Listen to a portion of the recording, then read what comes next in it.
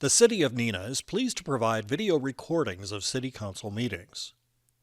Neenah residents can get information about City Council meetings, City Committee meetings, meeting agendas, and other documents from the City website, www.neenahgov.org.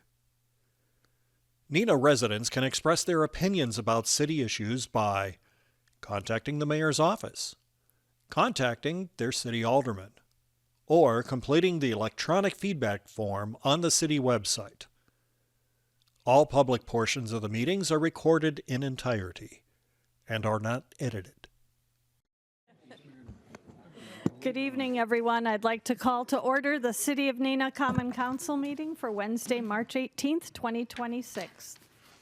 The first item on the agenda is the roll call. The clerk will call the roll. Please indicate your presence on your roll call device as well. Council President Borchard. Present. Alderman Bruno. Here. Erickson. Here. Linsky. Here. Ellis. Here. Steiner. Here. Paulnow. Here. Lundrum. Here. And Weber. Here. Council President Borchert, will you lead us in the Pledge of Allegiance? Pledge allegiance to the flag of the United States of America and to the republic for which it stands, one nation, under God, indivisible, with liberty and justice for all. The first item on the agenda is the introduction and confirmation of mayor's appointments. The appointments are Flo Bruno as a member of the Landmarks Commission for the remainder of Amy Moorfield's term expiring July 2027, Frank Cuthbert as alternate number 1 for the remainder of Flo Bruno's term expiring in July 2027, and Miranda Riedner as alternate number 2 for a 3-year term expiring July 2029. Is there any objection to unanimous consent of those appointments? Any objection? Seeing none, those appointments are confirmed. The next item on the agenda is the approval of the council proceedings. Minutes and proceedings from the March 4th, 2026 regular session. Is there any objection to unanimous consent of the approval of those minutes and proceedings? Seeing none, of those minutes and proceedings are approved. The next item on the agenda is the public hearing. That is consideration of the 2026 Community Development Block Grant, CDBG, Annual Action Plan. Is there anyone here who would like to speak during the public hearing for consideration of that item? Is there anyone here who would like to speak on that? Anyone here who would like to speak during that public hearing? Seeing no one, I will close that public hearing and we will move on to the public forum. This is the opportunity for the public to speak on any item they have concern or interest in presenting to council. If you would like to speak during the public forum, please come forward, state your name and residential address.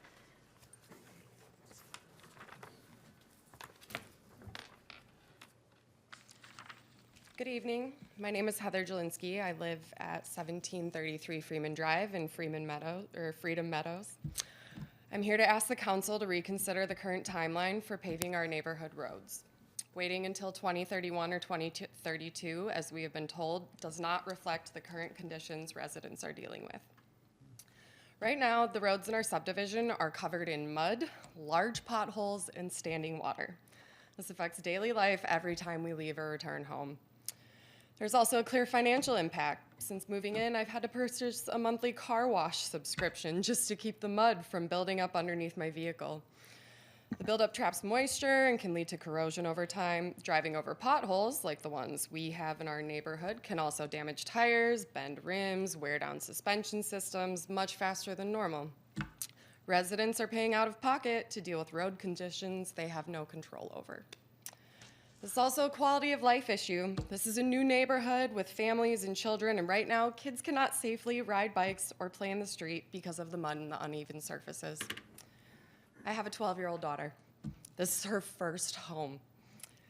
Under the current plan, she would not have paved roads to ride a bike on or learn to drive on until she's 18 years old.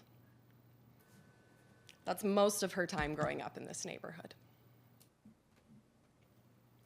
It's not just one street either. There are over 100 homes in this subdivision.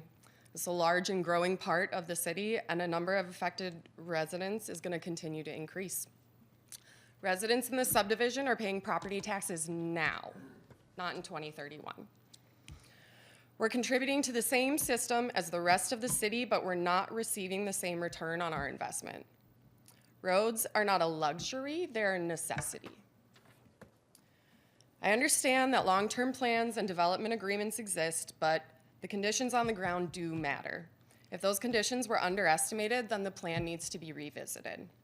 At minimum, I would ask the council to reevaluate the current condition of the roads, consider moving the paving timeline forward, or implement a short-term solution that actually improves drivability and reduces mud. We're not asking for anything extra. We are asking for roads that are usable and appropriate for a neighborhood of this size. Thank you for your time.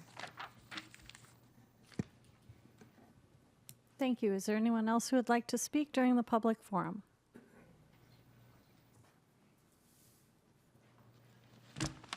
Good evening. My name is Rick Nimey. I live at 237 Webster Street in Neenah.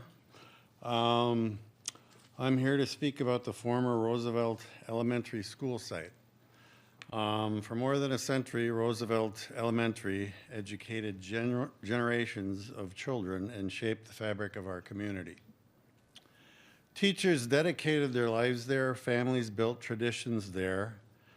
While the new residency housing represents progress and investment in health care, the complete absence of any recognition of the school's legacy feels like an erasure of our shared history.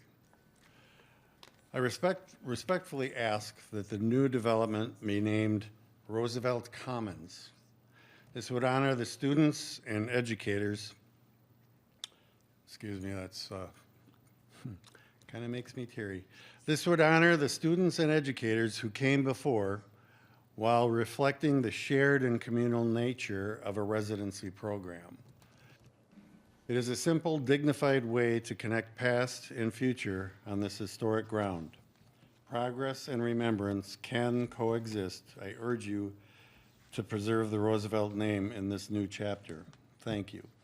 Now, just as I arrived here, I got a text from Ann Katow, a counselor at Roosevelt for many years, going to Shattuck. She gave me permission to read what she wrote. She said she was a counselor at Roosevelt for many years before going to Shattuck. My friend Ron Klatt asked if I'd support your thoughts at the meeting. I've had a busy day and didn't want to drive the roads. Anyway, this is what she says. I agree with you, Rick, 100%. So many folks, parents, kids, alums, and staff were very disappointed with the demolition of Roosevelt School, a 100-year-old building that should be in the historic registry. Then a large monument appeared, many thinking it was there to commemorate the school. It was for the hospital volunteers. Well-deserved, but the location was questioned. There's a wonderful tribute to Roosevelt behind Doty Cabin. It is beautiful, but low visibility. I agree 100% with that. There needs to be something on the Roosevelt site recognizing the 100 years of service to the families of Doty Island.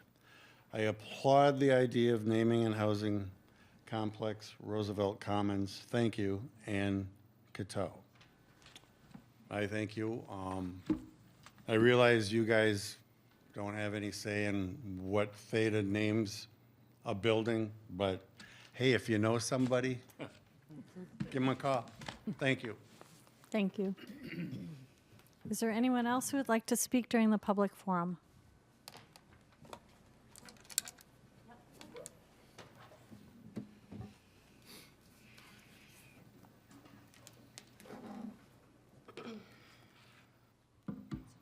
I'm just going to go ahead and say I'm terrible at public speaking. It was not my strong suit in high school.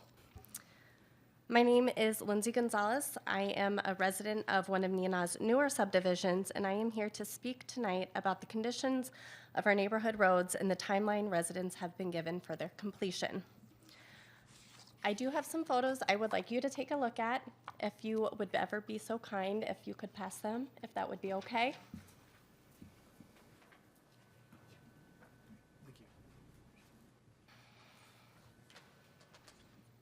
When many of us chose to build our homes in our neighborhood, we understood that new developments happen in phases. Temporary roads are part of that process while construction continues. However, what residents are currently experiencing goes beyond what many expected. At the ends of our driveways and along the edges of the roads, rain and snow melt create extremely muddy conditions. Because yards are still being established and drainage is not fully developed, mud collects heavily and regularly. Residents track it onto sidewalks, into their driveways, and into their homes. You'll see in one of the photos, that is a snow shovel full of dirt that I was able to get out of my garage after blowing the loose dirt from my garage. Walking through parts of the neighborhood can be difficult, especially for our children, older residents, and anyone with mobility concerns. While some inconvenience is expected in a growing neighborhood, what has raised the biggest concern is the timeline residents have been told for final road paving. In our case, that timeline has been communicated as potentially as far out as 2032, no earlier than 2028. My oldest will be close to 16 years old, and I don't think that learning to drive on a gravel road is going to be acceptable, in my opinion. For homeowners who recently moved into a neighborhood, that could mean living without unfinished road conditions for close to a decade. At the same time, residents in these neighborhoods are already paying full property taxes today.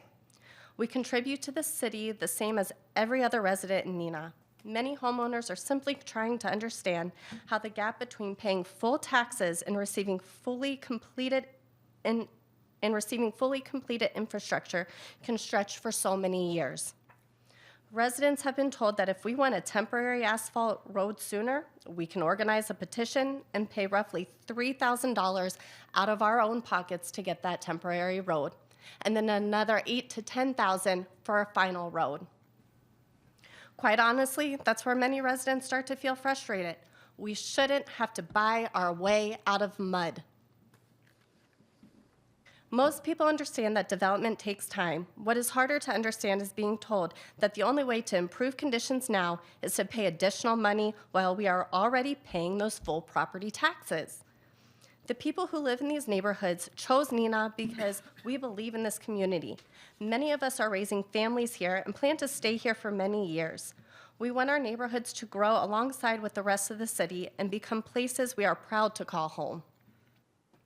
What residents are really looking for is transparency and fairness.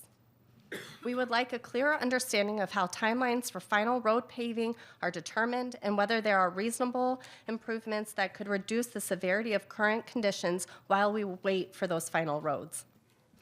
Even relatively small improvements such as better grading, gravel stabilization, or improved drainage can make a significant difference for families living there today. In one of those photos, you'll see my neighbor's end of their driveway. They had to have cement poured, not once, but twice, because there was almost a 12-inch divot that they couldn't get their car into their driveway without popping a tire. That was the solution, and now with the continuance of rain and snow melt, there's another divot being created. So are they just gonna continue to pour cement? As residents who are already paying full property taxes, is there a plan to ensure that neighborhoods waiting many years for final paving have reasonable solutions available that don't require homeowners to pay thousands more just to make their roads usable? Thank you for your time and service to Neenah, and we appreciate your listening. Thank you. Keep the photos, by the way. I don't need them. I have plenty.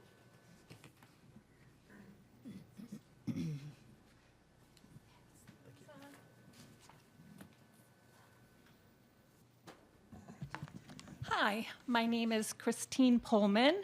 I reside at 1721 Freeman Drive, and we moved into our new house approximately 3 months ago. The issues I've seen on a daily basis is I'm unable to walk my dog. I have to bring her into Neenah to one of the parks and walk her. And then, of course, I'm spending money on car washes. We have 2 vehicles, and so we're constantly going to the car wash. When backing up in my garage, my brakes grind because of all the mud underneath my car. And come this spring, we'll have to trailer our bikes in order to go bike riding because I don't want to go down the muddy road. The first picture on the handout is facing north, and the second picture is facing south on Freeman, and the third picture is our little stream that runs between our house and the neighbor to the south's house. I also have to tell friends to wait until it's dry to come and visit me, or on several occasions, I've gone to pick people up so they don't have to get their car dirty. I think it would be cost effectiveness if we don't delay the permanent roads going in until 2032, which will likely double the costs of rising materials and labor inflation. Investing now is financially responsible choice for taxpayers. And of course, it affects immediate safety. Waiting 6 years means 6 more years of accidents and congestion, especially on Wooden Shoe. We shouldn't gamble with resident safety when a permanent solution is available. Economic growth. Putting in permanent roads now unlocks immediate development opportunities for local businesses along with new homes.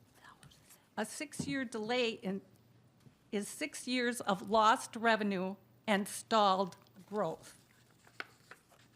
And we can avoid temporary fixes. If we wait, we'll spend thousands on Band-Aid repairs over the next 6 years that will just be torn up later. That is a waste of public funds. I have some questions. What is the projected cost difference between starting today versus 2032? How much will the city spend on temporary maintenance if we have to wait? And has a safety impact study been conducted for the current road layout? Thank you for your time.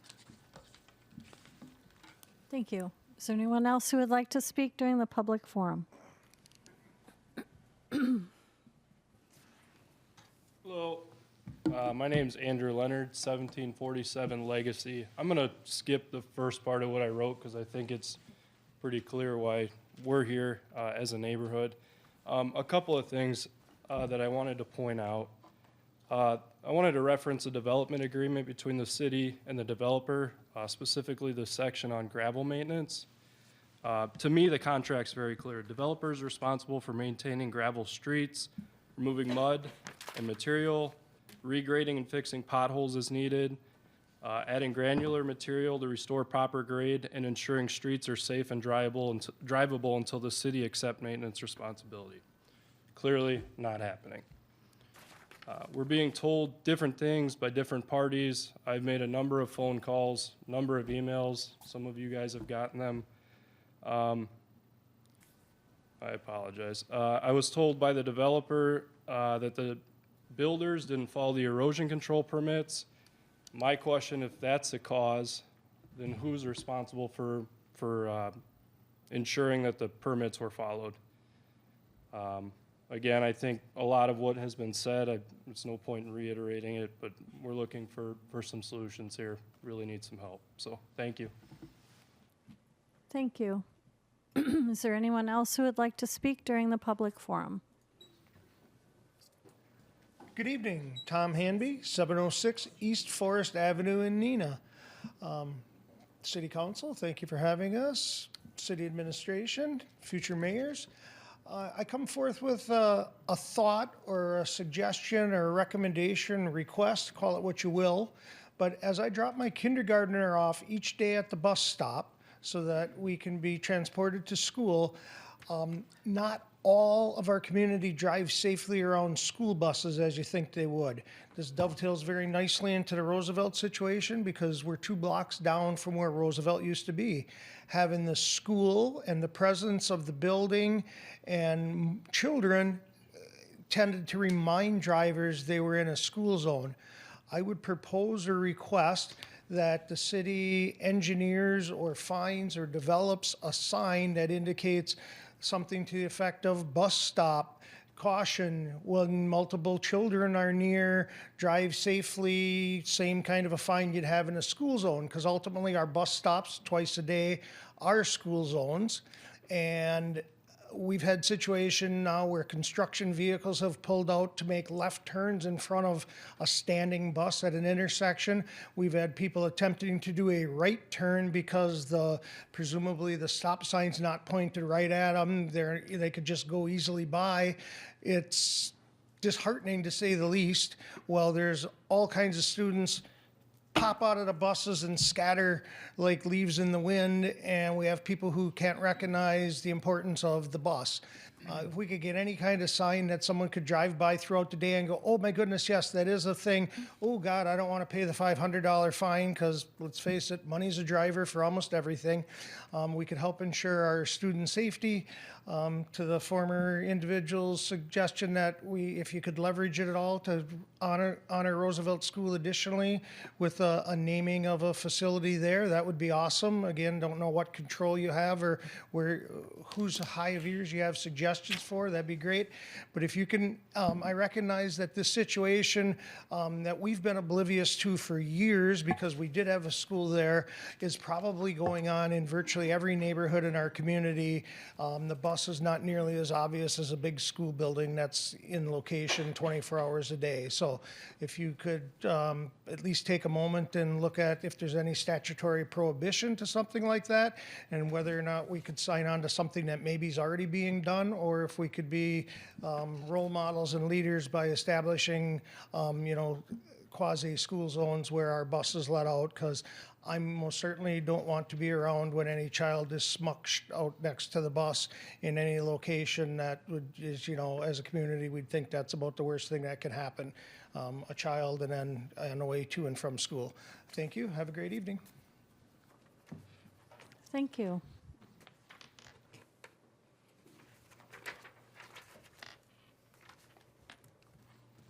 Good evening. My name is Stephen Curran. I'm here again about the Founders Street and the Meadows, all the roads there and the conditions. Okay. First and foremost, I want to say thank you to all of you for taking the time out and the respect that you have for us as citizens and taxpayers. We hear about the roads, the conditions of the roads, and the lack thereof. Okay. I live at 1709 Founders Street. On Founders Street, we were told when we first moved in, there would be streets that would be paved. We were not informed of the fact that we would be paying for those streets. We were not informed of the timeline that it would take to get to those. We had moved here from Colorado. We had purchased a house back then. My fiance, who will be my wife in April, also had a house built there. The roads are usually done prior to or directly thereafter. When we moved to Neenah, because of the city's reputation and family atmosphere, which we were told all about, that's why we moved here. We love the downtown area. We spoke to the businesses. We spoke to the other people that lived here. We stayed in Appleton for months. We determined between Oshkosh, Appleton, Neenah, and all the other surrounding communities that Neenah was the one that appealed to us the most. Okay? A lot of families, a lot of people that are moving here. I also have a friend that I work with who's moving from Arizona. Well, I'm going to tell you something. You have a big influx of houses and developments that are coming to Neenah right now. Exponentially, you are growing. However, the services that you're providing as you annex in other areas of the town of Neenah or in this county, you don't have what I believe to be the amount of people or the services or the equipment to keep up with the great influx of the developments. Our developer, Mick Hugh, okay, I've spoken with him. Personally, what I see is they are developing so quickly that even if you put in a road, I worked in the city of Boston. I did it when they did the tunnels over, they buried everything and came back up. I worked for the state police and the city of Boston. I've never, ever, ever seen anything take this long. It's a safety issue. We do have people in the neighborhood, I see them speeding. When I get in law enforcement in Neenah or somewhere else, I will definitely be doing radar. And I will be definitely looking out for our citizens. But until then, I know what it takes to stop a vehicle. EVOC training has taught me, if there's rain on the ground, that you can't slow down within a certain distance. We have potholes, we have mud, we have snowbanks. I have pictures. The snowbanks are as tall as 5 feet or higher. You cannot see as you exit your driveway. These people have children, little kids, who have nowhere to play. The closest place is a neighbor's street. God forbid you try to cross the street not knowing how thick the ice is, if there's water in that puddle, whatever. You don't know. If somebody's pulling out, a truck is, I have seen vehicles drive down there. Delivery vehicles. The post office doesn't even want to deliver to the street. They are actually telling us that they do not want to come down there. It is getting very bad. All I'm asking you at this time is if you want people to move here, as I digress, I will go back to my friend. He's coming from Arizona. He and I work together. He's getting on the sheriff's department, and he and I talk about this. What is happening is that he wants to live in a town also, a nice neighborhood or a city such as Neenah, which is growing. However, due to these conditions, I don't know if he's going to be looking at Neenah. He's going to look outside of that. You're trying to bring in income, you're trying to bring in more people, you're trying to get the tax money. That's great. But for the tax money, the people that move here and live here are expecting that that tax money will go to their safety, will go to what they believe to be a family environment, a great place. I'm here, I'm staying here, I'm not going anywhere. Neither are any of these other people. We all moved here to live here. We did not live here to live under these circumstances. So if there is any potential at all that you could get together, whether it be my District 3, whether it be, let's see, the Public Works Department, I would love to sit down and talk to you all, okay? I know what contract is, been through law school, read the contracts, but this is terrible, all right? I'd hate to see a class action suit, which will happen. Oh, it will happen. If somebody gets hurt or things are not done, now that notice has been given, and this is just verbal. This is just verbal right now. This isn't written. But when notice is given and nothing is done, the liability is going to fall on those who didn't act with knowledge. It won't be recklessness. Let's call it negligence, whatever you want. It'll be civil, and it's not going to be good. I don't want to see it come to that. But, like I said, with these conditions, there are other towns near here, Harrison, Kimberly, Kakana, Winneconne. They are building their roads as the developments are coming in, period.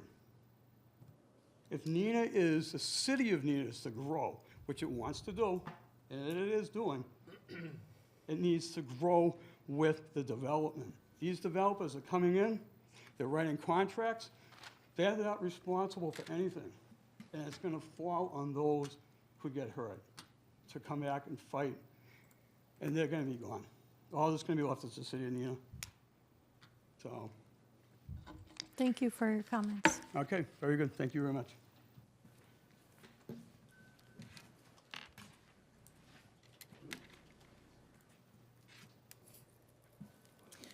My name is Dana Prawl. I live at 1772 Legacy Lane. And I, first of all, thank you for hearing us. Thank you for hearing us. We appreciate it. And rather than repeat, I would like to point out, I moved in June. We were not told that the road was going to be completed in 2032. But I would like to point out that even when conditions don't have water, it's still almost impossible to drive safely, first of all, because it's not gravel. I can guarantee that all of you are thinking gravel, right? It's gray, it's big chunks of stone. That's not our neighborhood. Our neighborhood is dirt and potholes. Since June, we have changed our furnace filter 3 times. I live with 1 other person and 2 animals. And my furnace filter is brown. Brown. 3 times. We sweep our garage weekly. We too have 2 car wash monthlies that we use multiple times a week. And since this snowfall, there are 2 roads that have just the blacktop out by us. They were plowed. The first time any of us saw a plow was between 2 and 3 o'clock on Monday, and we got 1 strip. So none of us got mail yesterday. And everybody spent at least an hour trying to get from the end of that strip to their mailbox. It's unacceptable that we pay full taxes and have no service. And when the mail people are yelling at you because it's your responsibility, we're really caught at this point between a rock and a hard place. My husband has gone down to our developer. He's tried to talk to Rich Van Sistine. He's tried to talk to anybody that would listen to him. And everybody wants to pass the buck, which is also very frustrating. He's a Neenahite. He grew up here. He's a Rocket. And he's very disillusioned. I'm very disillusioned. I've lived in Neenah for 23 years. And we just moved to this brand new development, and it was so exciting. But it's not exciting when no one is seeing you, when no one is hearing you, when no one will validate you.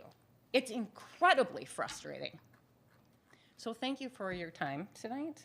And we do really, really hope that some discussion can be had and some forward movement can be made so that we are not stuck in these conditions, spending $40 per car per month at a car wash until 2032. Thank you.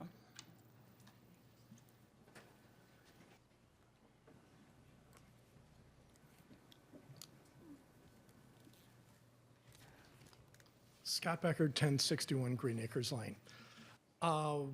I first became aware of the situation from Freedom Meadows when repeatedly people reached out to me. And I'm running for mayor, and one of the things that people have repeatedly asked me, come to my home, come to my street, see the state of our roads. I've seen bad roads. I was appalled when I drove out there. This city needs to do better. I hope our alderman, I hope our mayor, I hope our public works can sit down with the residents and work something together. Thank you.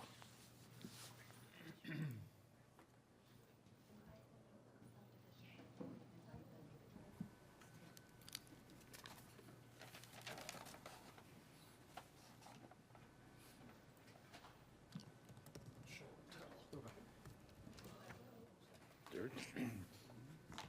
I've seen dirt before. Evening. No.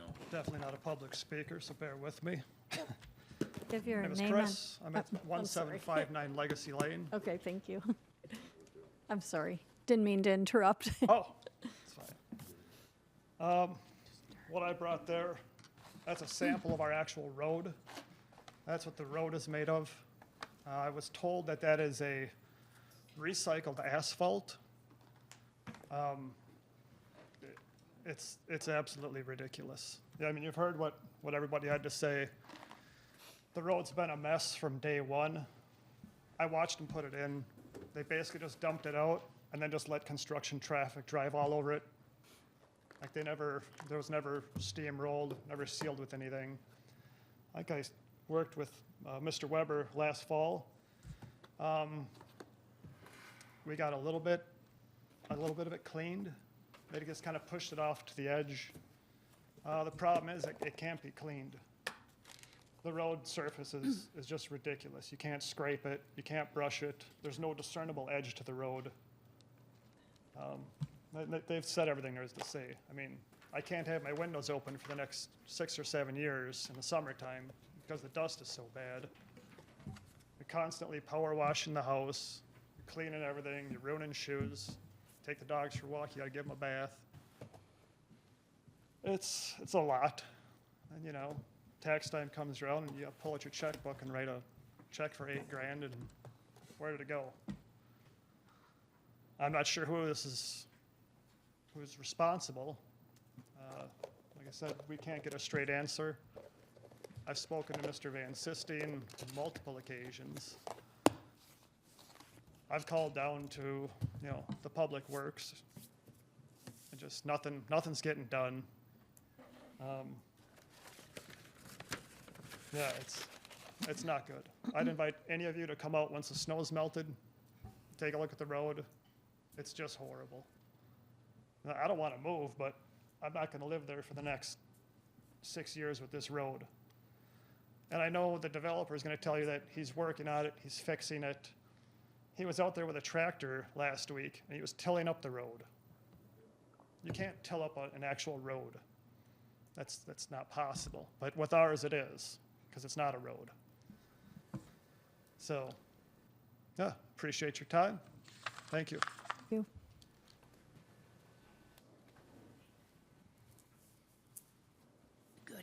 Good evening. I'm Nancy Haslow, 813 Grant Place.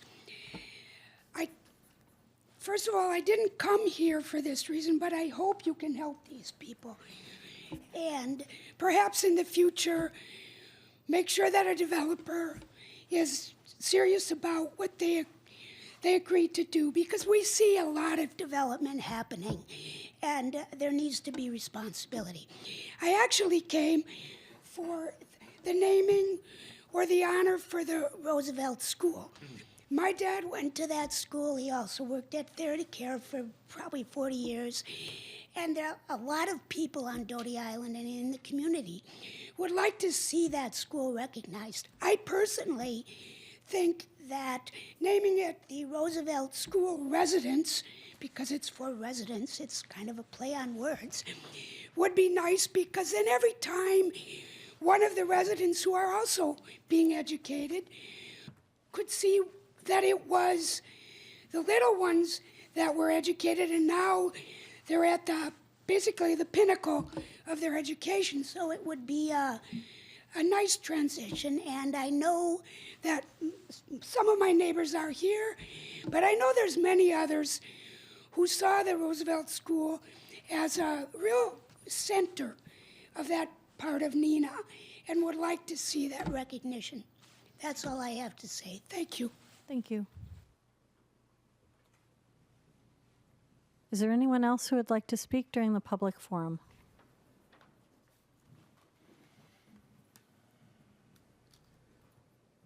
Seeing no one, I will close the public forum and move on to the mayor-council consideration of public forum issues.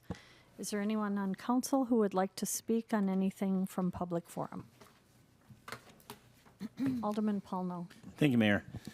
I was actually reading through this agreement for the second edition of Freedom Acres, and I had a couple questions for Director Kaiser. I know this has been kind of a ongoing struggle. First question is, in the agreement it says we're able to send a notice to the developer and then after a 48-hour notice, and then after 48-hour notice, the city would go out and make rectifications as needed under the gravel maintenance portion. Question being, would that have we done any of those written notices to the developer and in that? We have sent emails to the developer when we have either come across issues or gotten complaints. Like a 48-hour notice that you're going to fix it? Because that's what the agreement says, that if it's not compliant, we'll Yeah, I don't know that I've specified a time frame, but he's well aware of what the agreement states and the need to act. Okay, and then secondly, with this, I think it's reclaimed asphalt, that's the 2-inch that they utilized, is that correct? Correct. What would be a rectification if we wanted to fix it? What would be the fix? I mean,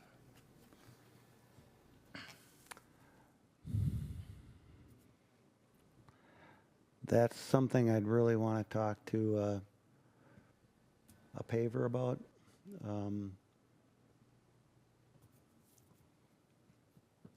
Mainly to get a feel for the timing of the placement, if that can lead to any issues where it doesn't bind.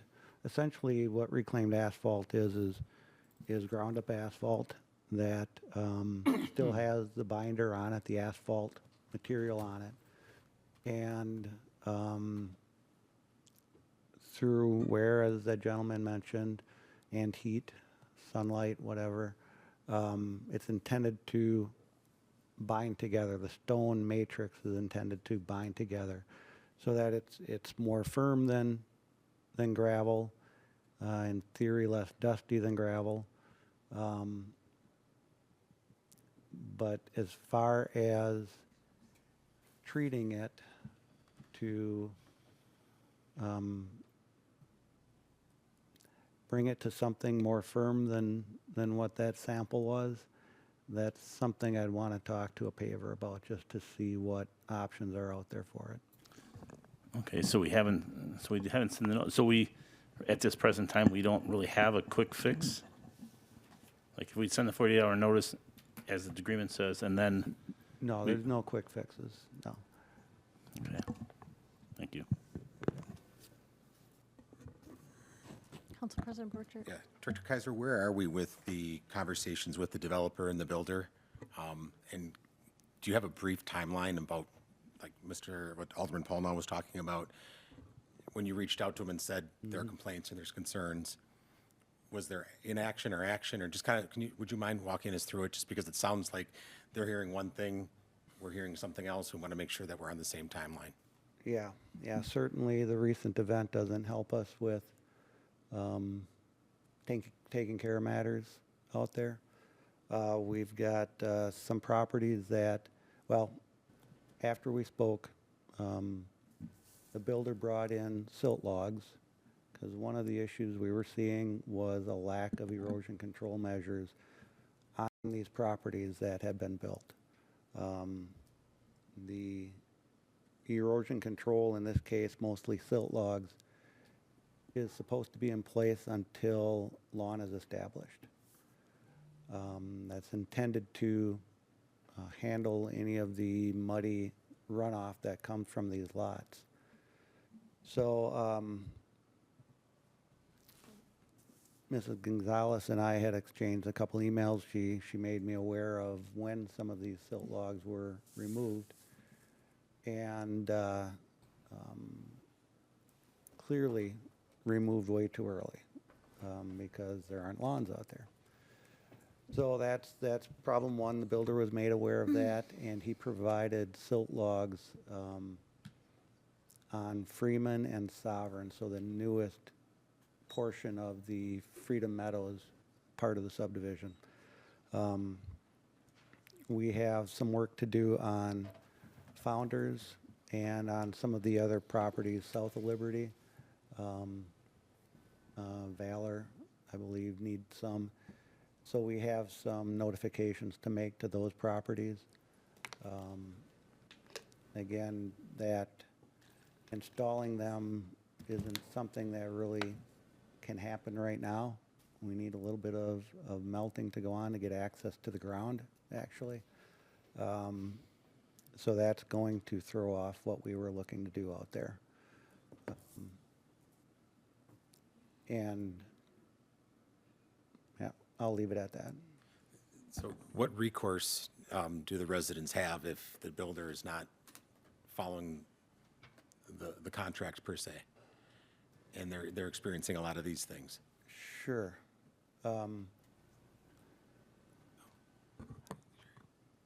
Well, we're dealing with a number of different aspects here. Relative to the builder, City Attorney Rashid and I have exchanged some notes relative to the erosion control and how that, who's responsible for it at what point. The permit holder typically is going to be the builder taking the permit out. At some point, if the property is sold, there's essentially a handoff, and the owner becomes responsible for that erosion control. One thing that we've discussed internally is that it's highly unlikely that new property owners coming in necessarily know what that piece of erosion control device is intended to do.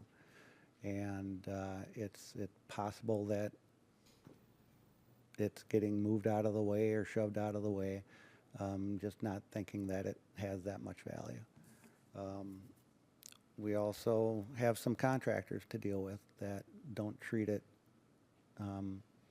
as they should when they're working on a property. And so it gets moved, set aside in ways that it shouldn't. So there are a number of educational aspects in that respect that we're looking to improve on. As far as recourse on other things, if you're looking at like road condition, that sort of thing, I guess, is that the direction you're going? Well, yeah, I mean, among other those things, again, I'm more concerned with what appears to be some, let me reverse real quickly here. When a contractor doesn't do something, like that subdivision, how often are you guys, Public Works, out there checking, making sure the permits that they pull are adhered to and those types of things? I mean, some safeguards. Sure. Well, we've got kind of two sides of that. Our side is dealing with the erosion control. Community development inspectors are dealing with what's going on the property itself.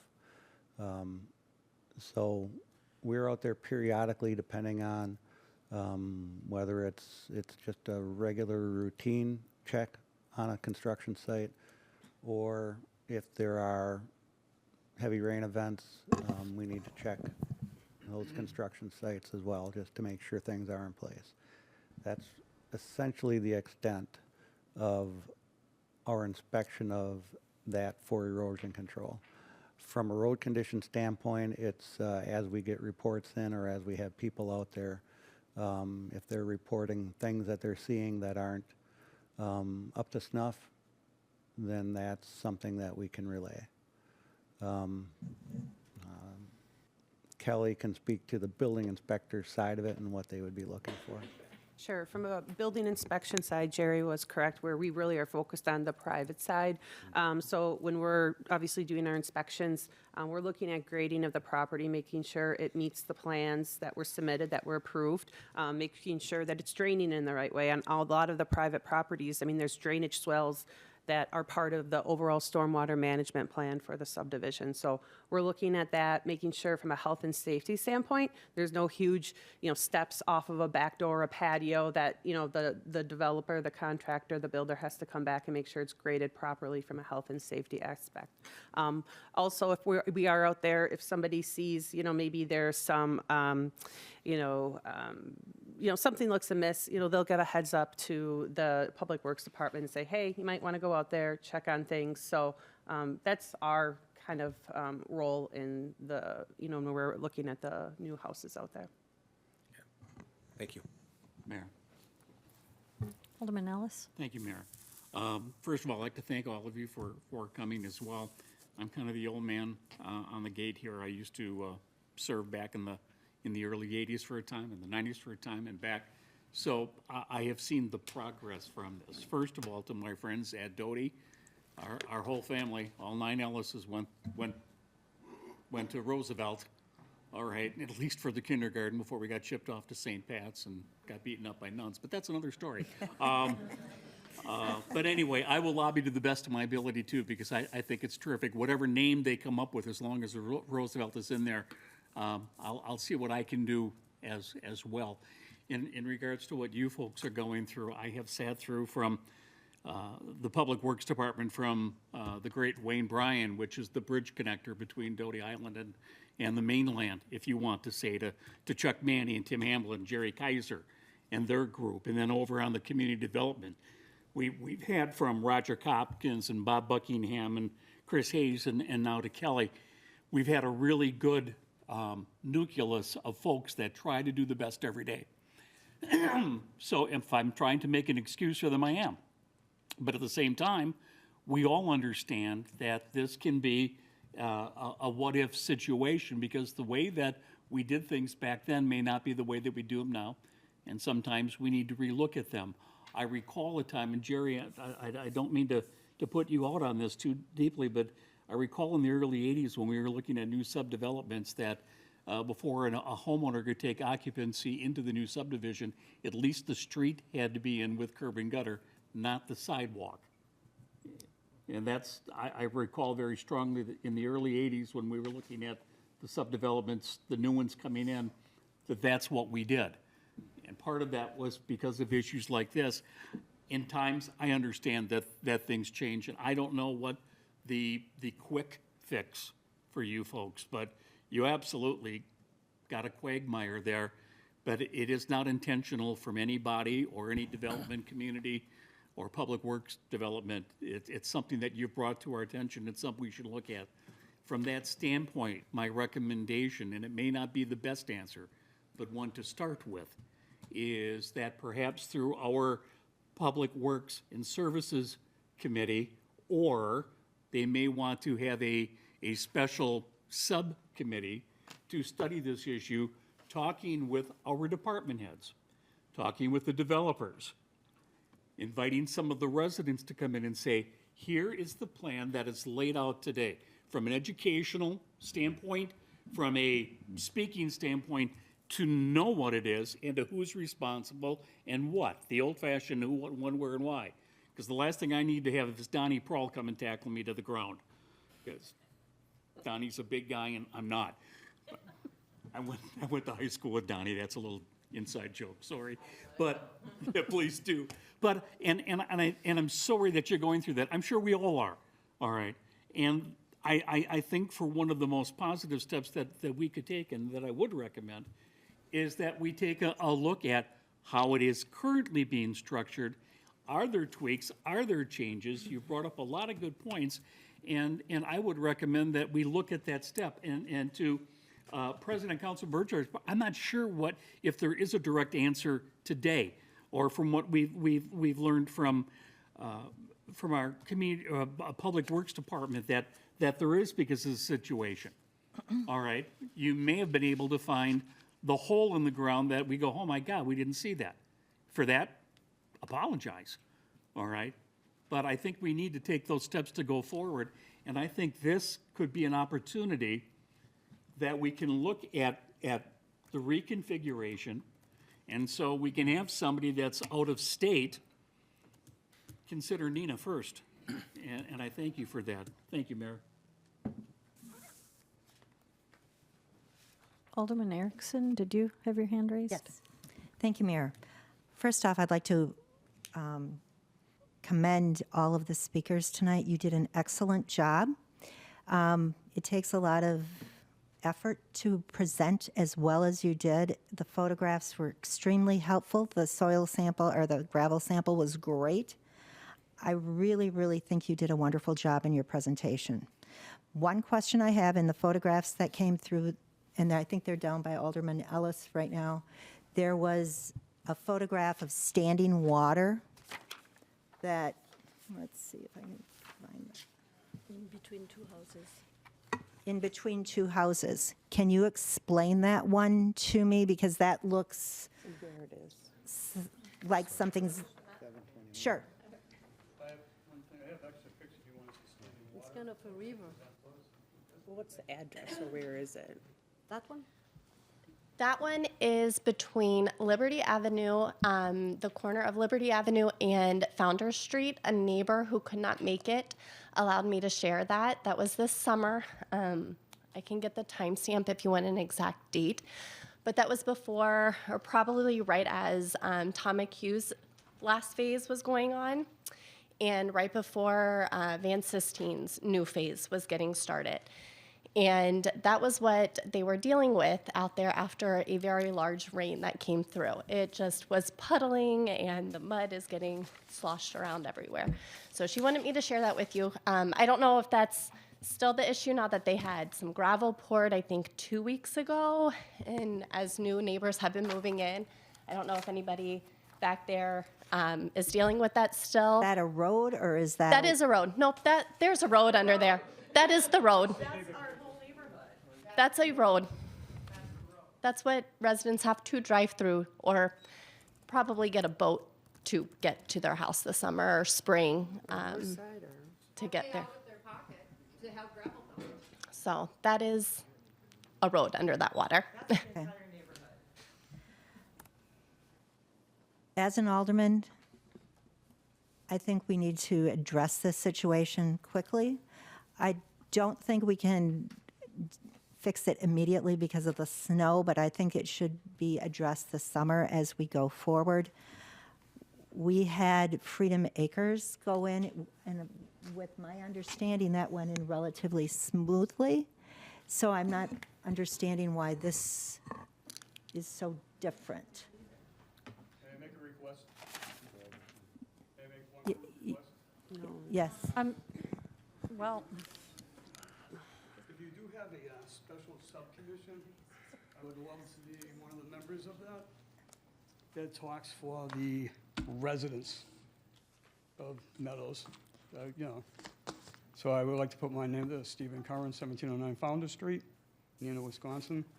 That if you do discuss a special subcommission, that I get contacted. I would love to represent these other neighbors and myself Okay. on that subcommission. Thank you.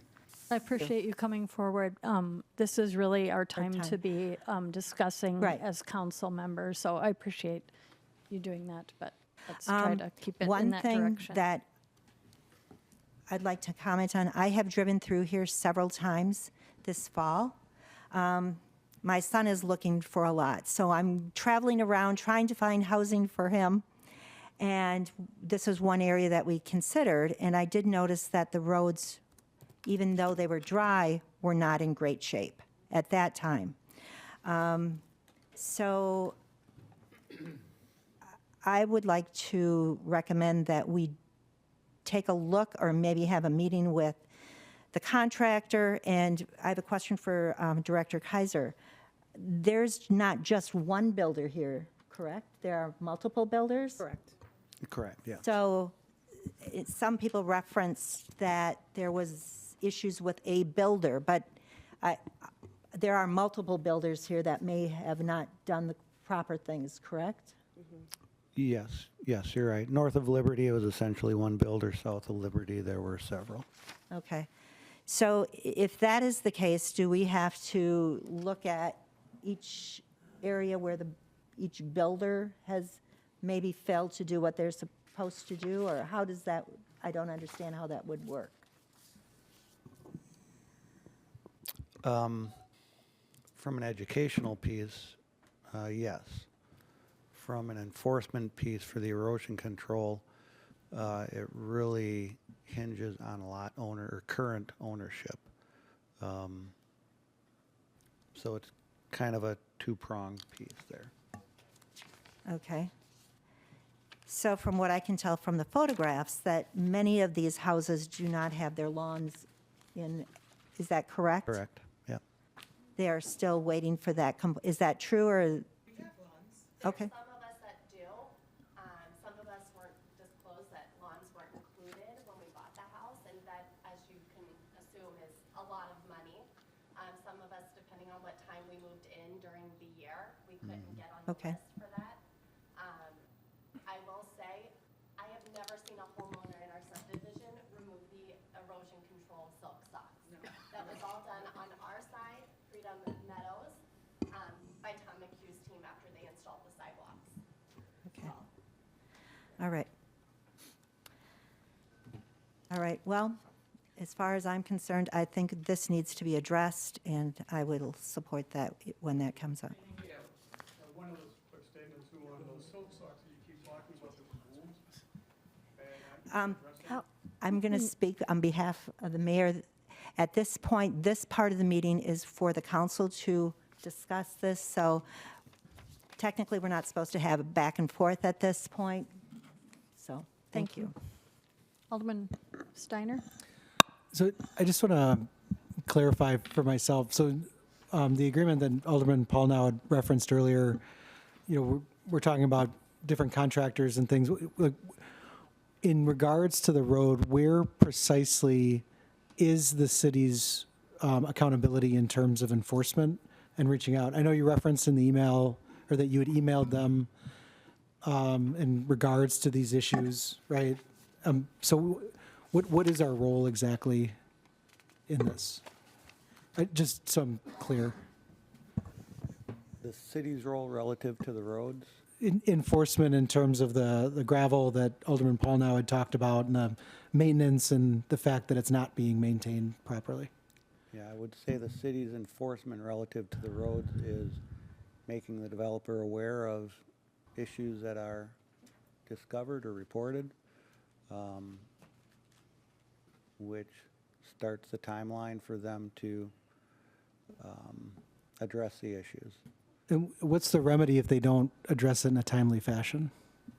Then we would arrange for our crews, most likely, or depending on the scale of it, we may have to bring in a contractor to address the problem. And that would then be billed back to them, correct? That's correct. Well, there's a maintenance escrow that we can draw from on that. There's an escrow for actually each of the individual phases of the development. Okay. And so that would be our starting point, is drawing from that. If it got pushed to depleting it, then it would come to billing, yes. Okay. And I ask because I'm not going to pretend I've ever managed these vendors or types of vendors, but in my day job, I manage a lot of different vendors. And I find when they don't perform, first reach out, and then if the response is unsatisfactory, there's a point, right, where we really want to ratchet up the temperature, maybe significantly. Sure. And I feel like we've reached that point. And maybe you're already in process of doing this, I'm not going to presume, but if we haven't, I think we really have to level some clear language about potential ramifications and then be willing to follow up on them. In terms of remediating, I agree with Alderperson Erickson. I mean, I think this is something that we have to figure out how to address sooner rather than later, because I appreciate you coming out, and I have a lot of empathy for it, because I would not want to live on this, quite honestly. And the capital improvement plan that we put together, until it's budgeted for the following year, it is just a plan.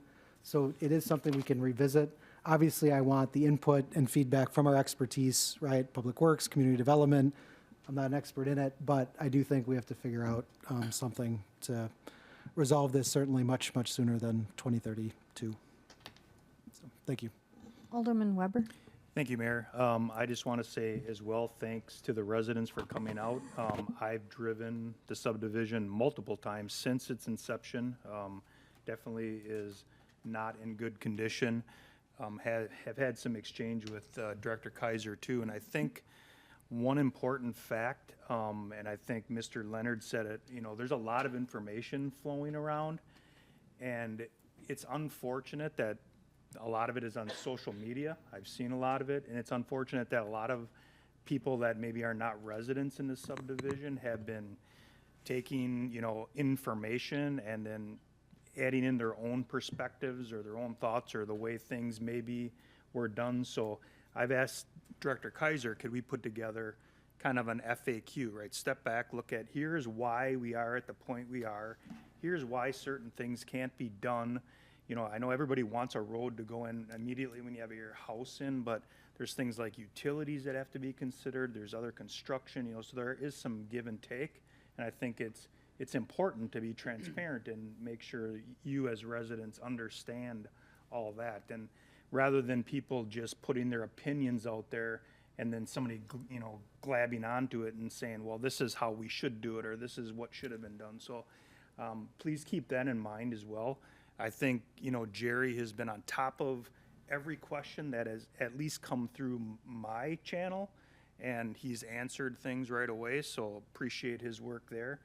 Definitely the roads are not in good shape, and I don't think anybody would argue against that, but, and I directly agree with Alderman Ellis that I think in our Public Services and Safety Committee, maybe we need to take it up and go after it, right away. That's really up to our chairperson, but I do think we have to do something and do something formally, because there isn't a quick fix, as Director Kaiser said, but I'm sure there are, step functions in phases that we can do to make improvements and get things on the right track. So thank you for that, and thank you, Mayor, appreciate it. Council President Borchert. Yeah, so before we leave, I'd just like to kind of get some action items as to what the next step will be and get that kind of in concrete. And Director Kaiser is putting this on as public safety, the next step for an open discussion. But I want to make sure that we, just so the guests that are here that are concerned, they know that there's a timeline, or at least when something can be expected.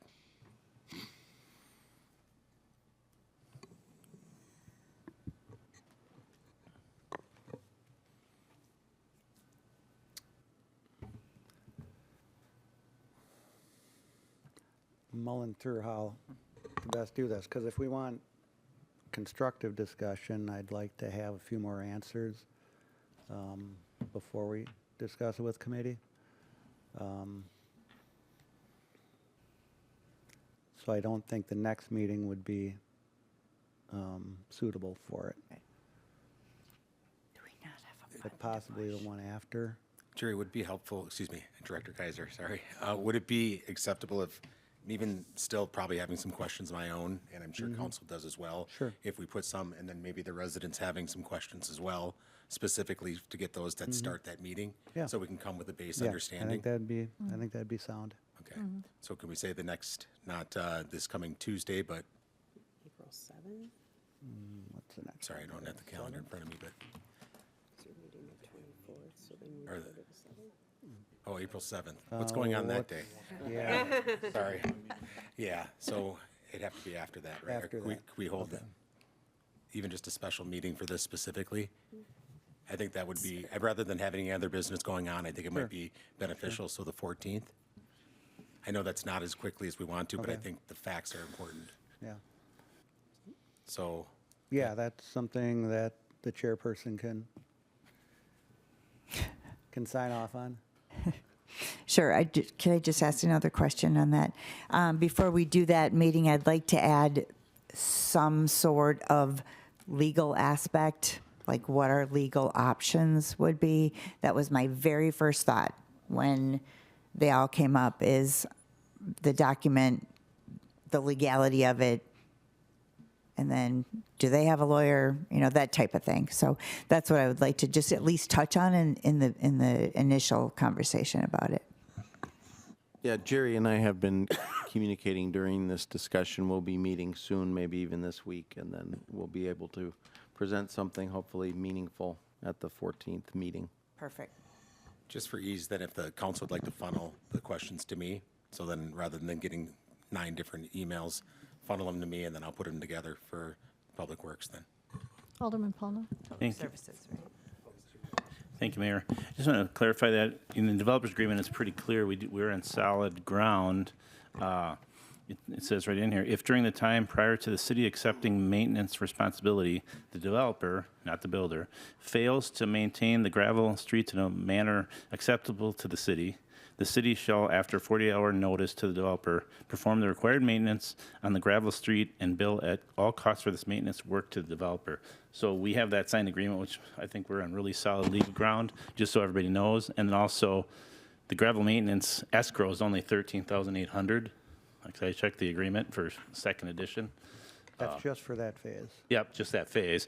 So I can imagine the other phase is probably not a lot of money in there, but legally, we have, I think, I'm not a lawyer, don't play one on TV, but we have this agreement that it's the developer, not the builders.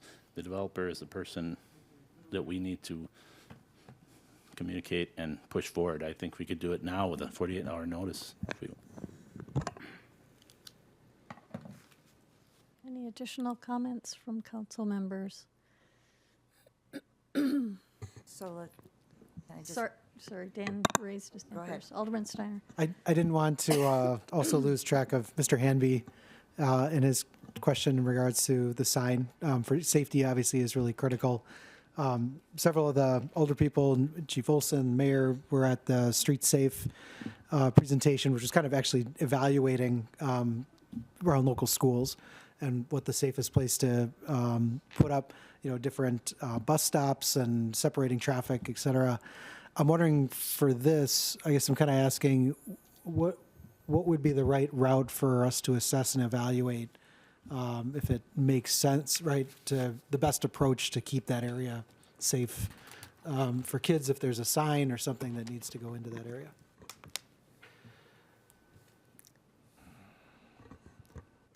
I guess Tom's still here, yeah.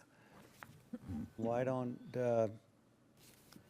if you're available at some point, give me a holler and we can have a chat about it. I want to make sure I'm clear on the signing that you're looking for. And then it's kind of evaluating that against the manual on uniform traffic control devices, just to make sure that we're kind of according to Hoyle as far as that Federal Highways manual is. There is some flexibility there, but I'd like to stay in line with that as much as possible. So I think that would probably be the route to go. Thank you. Appreciate it. Alderman Lundrum. thank you, Mary. I just want to remind everyone, all of us, and maybe the subdivision people too, to just, if everyone has their questions, funnel them to Council President Borchardt. You'll organize everything, and then you'll work with Director Kaiser then, and then you'll come back to me as chair. Okay, I just wanted to stay organized. All right, thank you. Any additional comments from council members? I too just want to, sorry, I have a little cold. I just want to say that I really appreciate you coming. I feel like you presented your case so well and so without any kind of anger or malice, and I really appreciate that, especially in this day and age when there's so much anger and animosity. So I really appreciate it. I do understand. I did move into a subdivision myself that didn't have a street for a long time. That was a long time ago now, but I could so relate to the things that you were saying about your kids and stuff, because same kinds of things with our kids, and we moved into Whitetail Meadows when it was brand new. So thank you for your comments, and we will really work hard on addressing them. And thank you as well for the comments and suggestions that were made. Very much appreciated. As everybody knows, I love the history of Neenah and love the concept of preserving it in any way that we can. So thank you for bringing that to us as well. And we will now move on to item number 7, the consent agenda. Is there any objection to unanimous consent of the approval of receiving and placing on file the approved special events permits presented at the March 10th, 2026 Public Services and Safety Committee meeting? Any objection to unanimous consent of that approval? Seeing none, that is approved.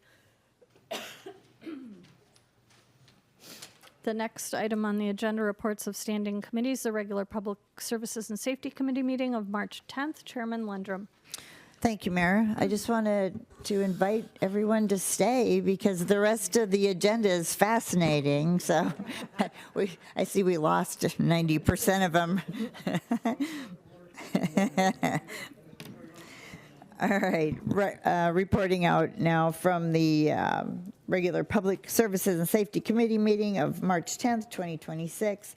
Minutes can always be found on the city website. We do have 6 items tonight. Item number 1, committee recommends council approve the police department purchase of evidence, duty bag, and airflow wardrobe blockers in the amount not to exceed $300,000. Funding source being the capital facilities improvement budget. And as soon as I get a second, I would like to invite Captain Van Zambeek to explain.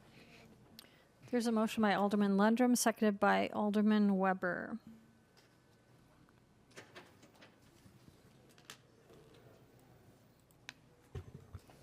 Just the advantages that you were telling us about the airflow and in terms of, I think, maybe you said evidence, and maybe it would preserve evidence longer and certainly have their wardrobe last longer, that type of thing that you explained to us. Sure, I'll start off with the evidence lockers. So a bonus to these evidence lockers, currently our evidence lockers came at the same time as the building. There's been some advances in that type of thing. So right now, if we were to put something into evidence or an officer was in the evidence room processing evidence, when they'd leave, they'd have to lock the entire evidence room with their evidence inside so they could come back to it to maintain that chain of evidence. With the new lockers, there's the ability to have keys and also a cipher electronic lock. So the officer could put things in there, lock it up, leave. Another officer could come in and still process their evidence at the same time, and then the original officer could go back, enter in their code, and get that evidence back out as needed. As far as the wardrobe lockers, these lockers, they actually hook into our HVAC, so it's actually, I don't remember if it's pull or pushes air through there. Right now, a lot of the officers will hang their vests outside the lockers, keep their boots outside the lockers. A lot of our rust, I believe, is from when officers would put their wet shoes up on top of the lockers, and we had a humidity problem in the locker room before we redid that a few years ago. With the new ones, like I said, there'd be hooked to the HVAC, and the airflow would go right through the lockers. That would dry out their uniforms, their vests, their boots, their shoes, jackets, those type of things. Anybody have any questions for Captain Van Zambeek on this one?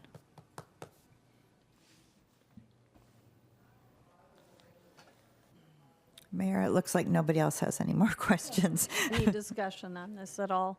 Anyone? Not Seeing anymore. none, please cast your vote on this item. That motion passes 9-0. Thank you. You're already sitting down. Thank you very much. That was quick. Item number 2, committee recommends council approve the police department purchase of 2 2026 Ford Police utility vehicles, 1 2024 or newer Chevrolet Tahoe, and all the equipment and changeover costs not to exceed the capital equipment budgeted amount of $175,000. And again, if I get a second, I would like to bring up Greg Howard, who is the fleet manager, to explain. Motion by Alderman Lundrum, seconded by Alderman Palmer.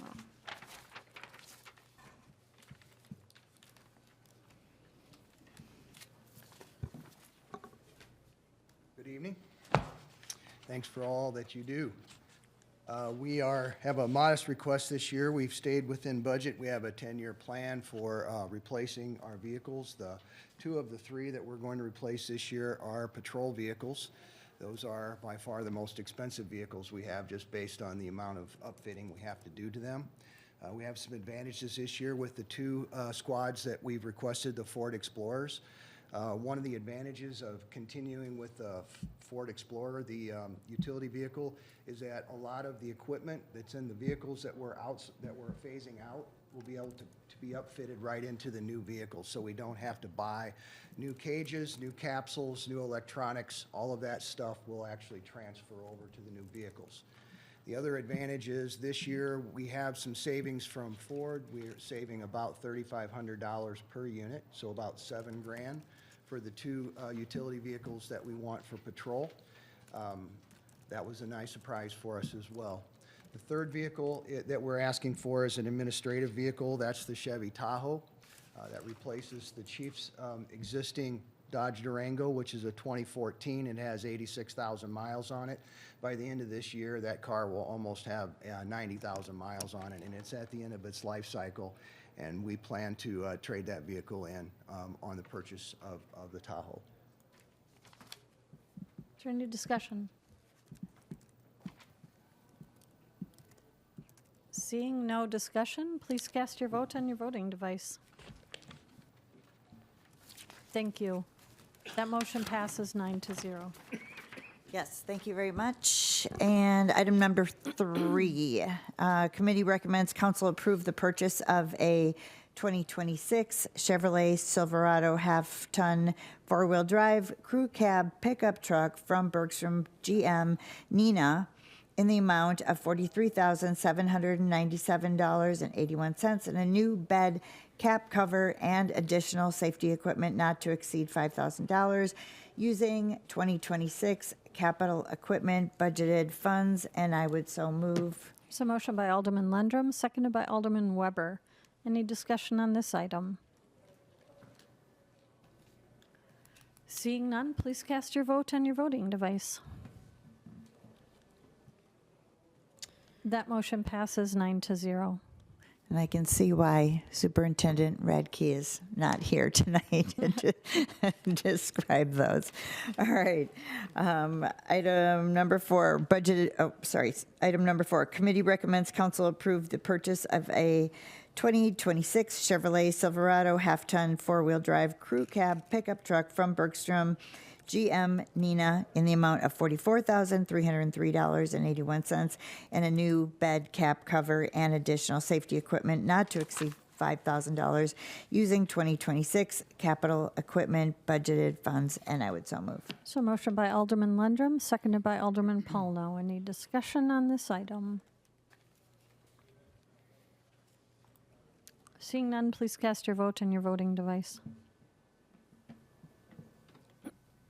That motion passes 9-0.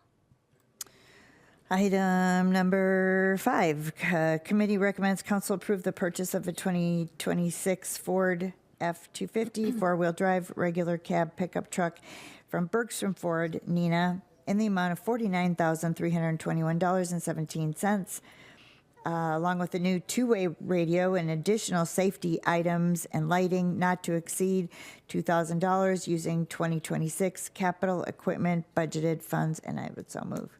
So motion by Alderman Lundrum, seconded by Alderman Paulno. Is there any discussion on this item? Seeing none, please cast your vote on your voting device.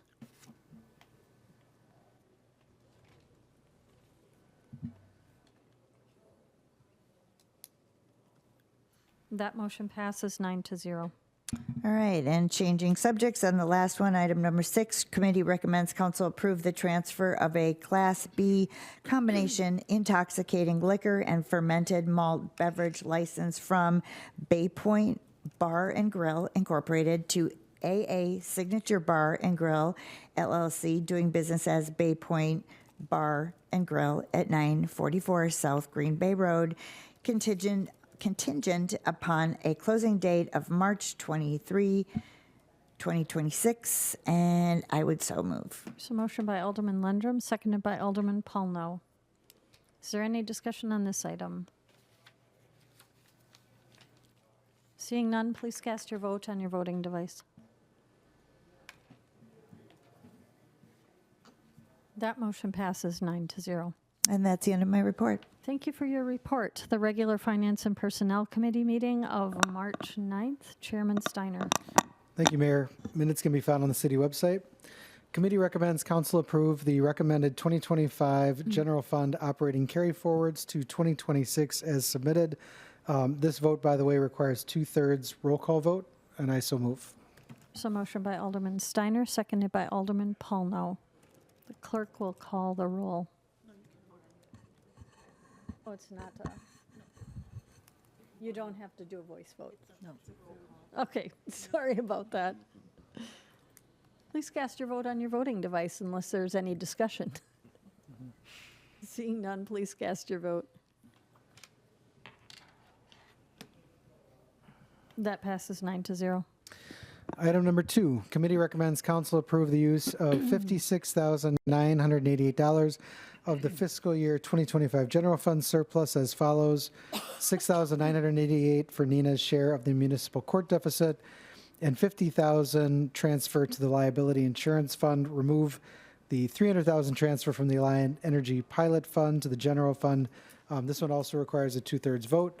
I move, and also if I could have Director Rasmussen just give a brief update just for the rest of the council in regards to what we're doing here. There's a motion by Alderman Steiner, seconded by Alderman Paulno. Director Rasmussen. All right, thank you so much. For the year, our estimated, and we get audited next week, so this, I just want to let you know, this is definitely estimated, but very close. Final numbers for 2025, and currently, as it stands, at 736,880 of a surplus.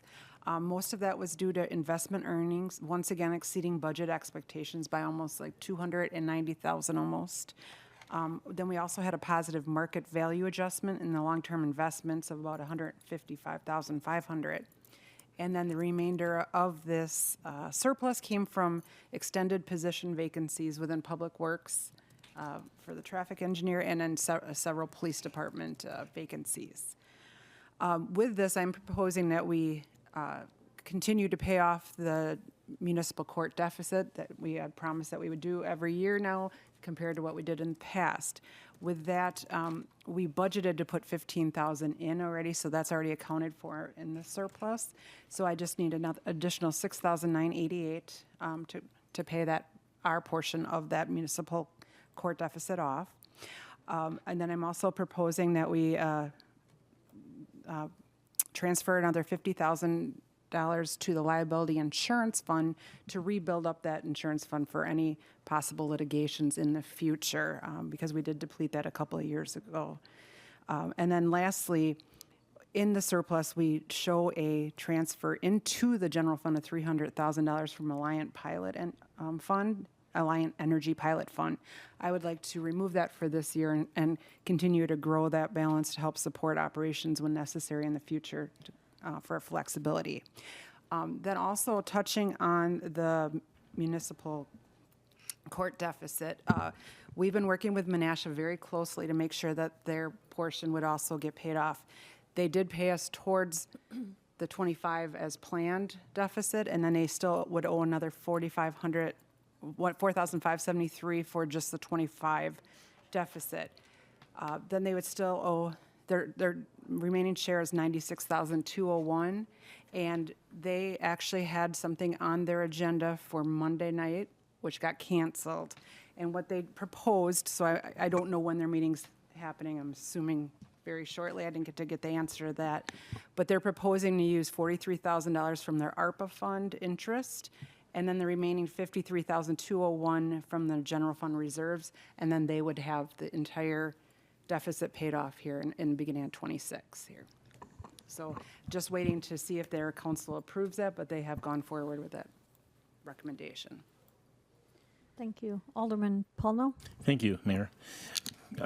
Question, Dr. Rasmussen. There was a couple, I have two questions. First one being, I know the state, I believe, just passed a law that allows us to charge a higher fee for the court fees. I believe I read that somewhere.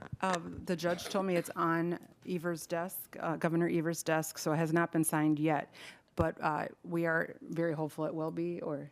Will that make us even, maybe? That, yes. Actually, Deputy Call had ran those numbers, and he said going forward, he feels that would almost eliminate the deficit, if not for sure. That's awesome. But very, very close, yes. Second thing I had is the $50,000 transfer for liability fund. Now, is that adequate? Because I know that we had the one court case over 100 and then some other charges out of that fund. Should that be more to transfer, or is that enough?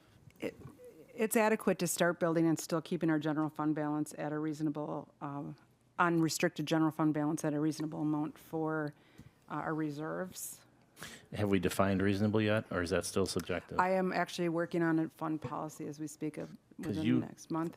A lot of the Government Financial Officers Association says at least 2 months, but I've just been doing a lot of research, and most cities have 30 to 40%, and so a lot of them do have a 25% fund balance restriction. In your memo, you referenced like 17% or something? That's what the GFOA is, but I'm looking at many cities, and they're much higher than that. Really?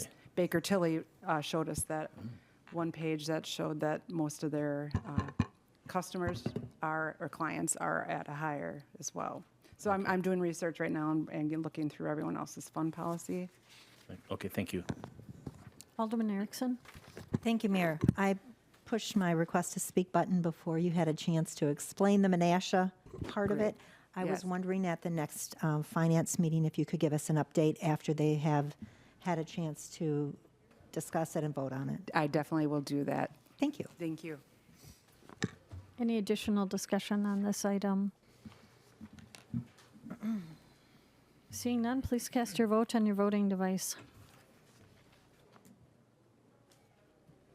That motion passes 9-0. And that concludes my report. Thank you for your report. The Neenah Menasha Fire Rescue Joint Finance and Personnel Committee meeting of March 17th was canceled, so there's no report. The Plan Commission meeting of March 10th was canceled, so there's no report. The Board of Public Works meeting of March 5th, Vice Chairman Lundrum. Thank you, Mayor. As you said, I'll be reporting out just one action item tonight for Board of Public Works meeting of March 5th, 2026, and minutes can always be found on the city website. Item number 1 and the only one, the board recommends council award contract 3-26, re-roof north and south vehicle storage bays, Neenah City Services Building at 1495 Tuller Road to Custofoam Corporation in the amount of $209,701, and I would so move. There's a motion by Alderman Lundrum, seconded by Alderman Paulno. Is there any discussion on this item?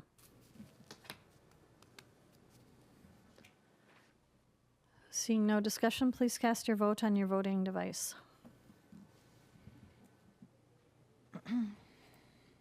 That motion passes 9-0. And that's the end of my report.